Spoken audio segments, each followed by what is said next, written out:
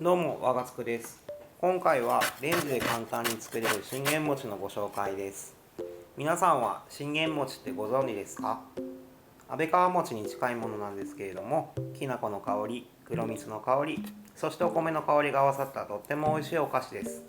また、信玄餅の歴史についても語ってますので、どうぞお楽しみください。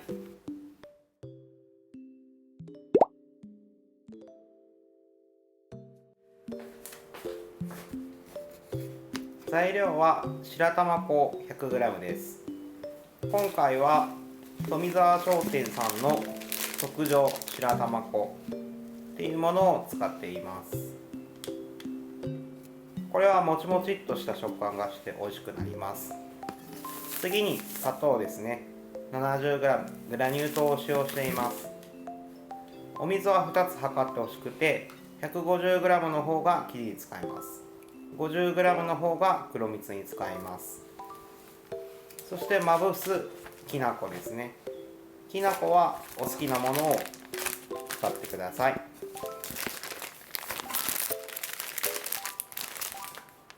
そして黒蜜用の黒糖です。今回は塊の黒糖を使っていますが、こういった炊き黒糖やこういった粉末の黒糖っていうものを使ってもらっても構いません。まずは材料を測っていきます。白玉粉 100g を測っていきます。慣れないうちはこういう風に材料を全て測っておいた方が失敗なくできると思います。今測っているものはお餅の部分の材料を測っていっています。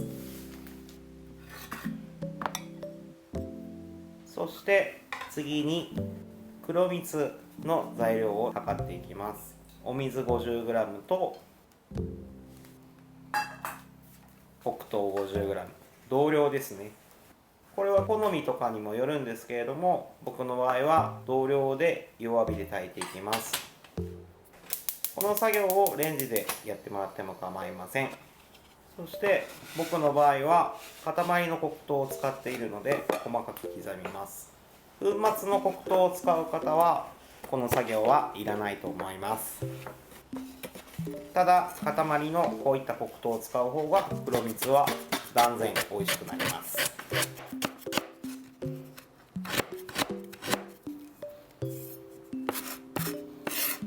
そして黒蜜を作る時のポイントなんですけれども、黒糖を入れた後は絶対に沸かさないことです。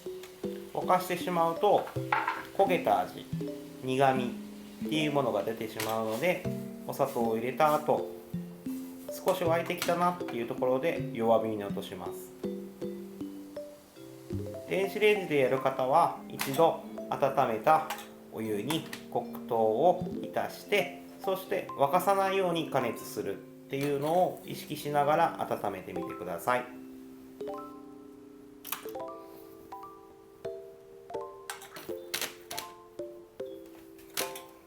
これで黒蜜の完成です。次は生地を作っていきます。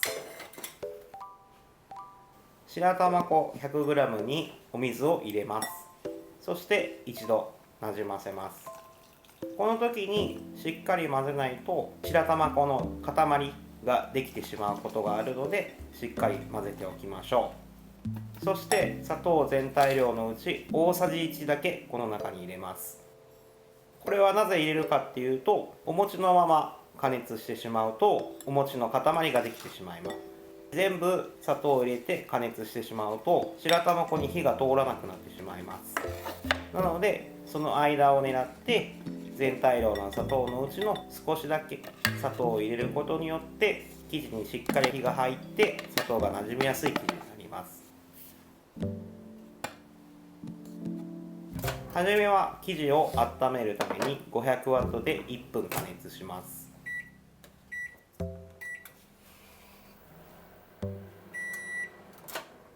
そして加熱が終わったらこういう状態です。少し塊ができた状態です。この塊を溶きほぐすように混ぜていきます。そしてもう一度 500W で1分加熱します。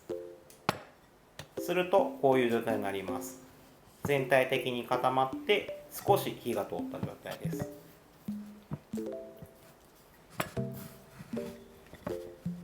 この状態でもう一度砂糖を大さじ1入れます。こういうふうに少しずつ砂糖を増やしていくと砂糖がなじみやすい生地でお米の甘みが引き立つ生地になりやすいです。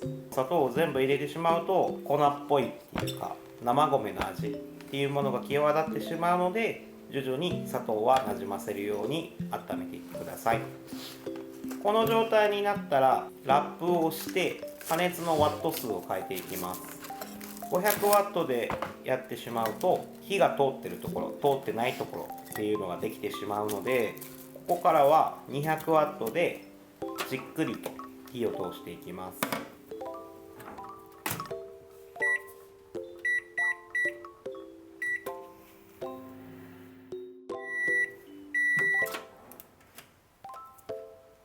そして火が通ったらこんな感じです。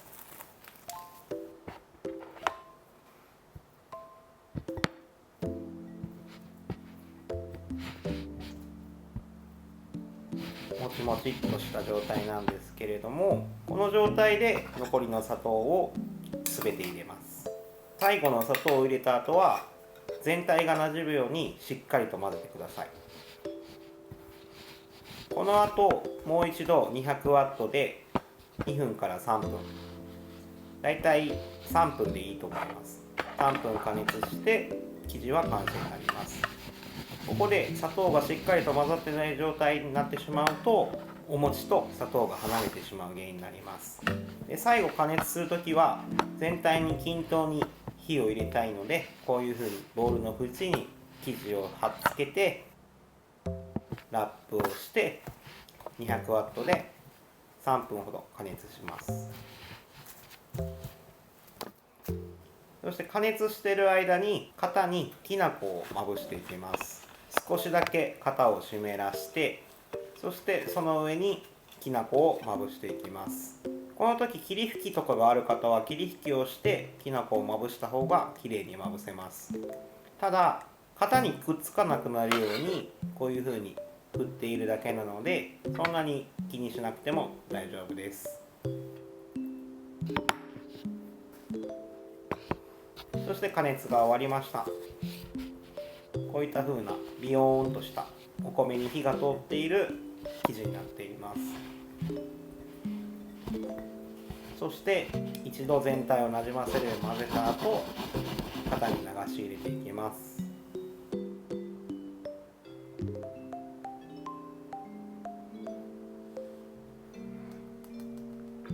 型に流し終わった後は上からきな粉をかけて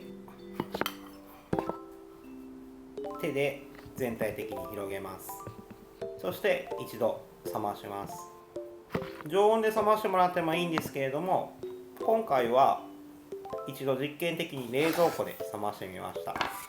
だいたい粗熱が取れた後1時間半から2時間ぐらい冷やしました。ただそれでもしっかりとした生地で、しかも硬くなりすぎない生地になってたので、冷蔵庫で2時間ぐらい冷やしておくのもおすすめです。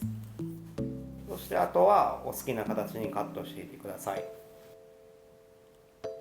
今回は信玄餅に近い形にしたかったので8等分にしていきます。この状態だと他のお餅とくっついてしまう状態になっています。なので一度ばらした後きな粉を一つ一つにまぶしていくっていう作業をしたらもうほぼ完成です。この後ナイフで切るシーンがあるんですけれども、動画からも弾力が伝わると思います。形はしっかりとしてるんですけれども、もちふわっとした生地になっています。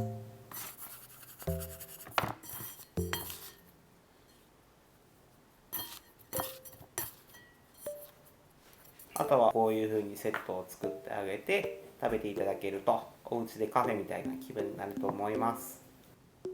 一番最後の10分30秒あたりから信玄餅の歴史や由来っていうものを紹介しています。最後までよろしければ見てください。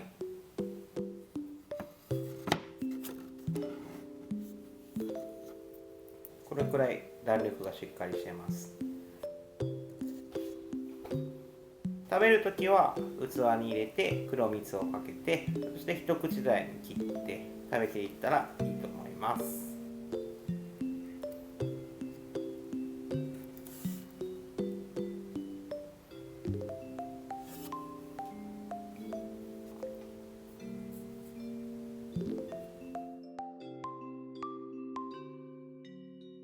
信玄餅は山梨県の銘菓になっています。